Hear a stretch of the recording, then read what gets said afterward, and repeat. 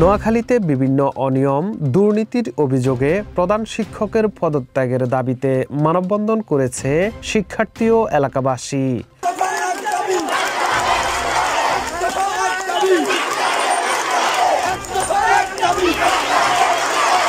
সোমবার সকাল 11টায় নোয়াখালী সদর উপজেলার 10 নং অশ্বদিয়া ইউনিয়নের মৃদারহাট উচ্চ বিদ্যালয়ের প্রধান শিক্ষক হিরণময় ভৌমিকের পদত্যাগের দাবিতে স্কুল আঙিনায় মানববন্ধন করেছে এলাকাবাসী ও শিক্ষার্থীরা অভিযোগ করে বলেন, গত 4 জুন 2023 তারিখে নৈশপ্রহরী ও অফিস সহায়ক শূন্য পদে 2 জন চতুর্থ শ্রেণীর কর্মচারী নিয়োগ দেন প্রধান শিক্ষক মোটা অঙ্কের অর্থ লেনদেনের বিনিময়ে।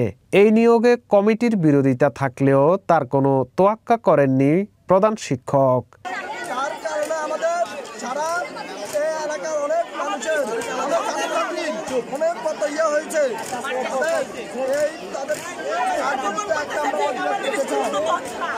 ওরা বাজারের ওখান থেকে ঘুরে আসতো এবং ঘুরে আসতো।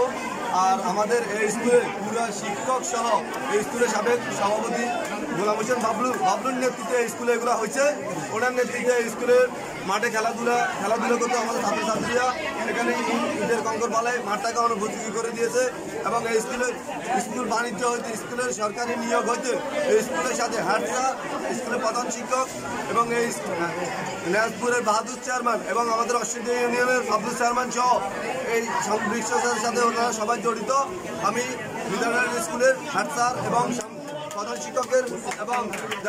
এছাড়াও বিদ্যালয়ের উন্নয়নমূলক কাজ সহ বেশ কিছু সংস্কার কাজের নামে স্থানীয় ইউপি চেয়ারম্যান মিলে অর্থ আত্মসাতের অভিযোগ উঠেছে এই প্রধান শিক্ষকের বিরুদ্ধে।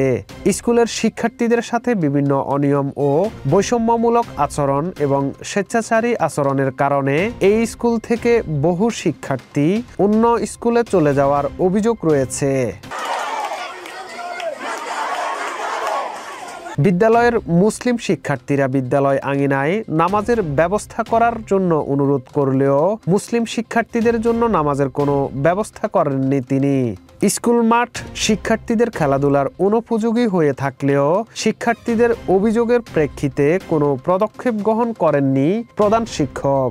ইতিমধ্যে বেশ কয়েকটি গণমাধ্যমে প্রধান শিক্ষকের অনিয়ম ও দুর্নীতির খবর প্রকাশ হলেও বিগত ক্ষমতাসীন দলের আশ্রয় প্রশ্রয়ে তার বিরুদ্ধে উল্লেখযোগ্য কোনো পদক্ষেপ গ্রহণ করেনি শিক্ষা অধিদপ্তর।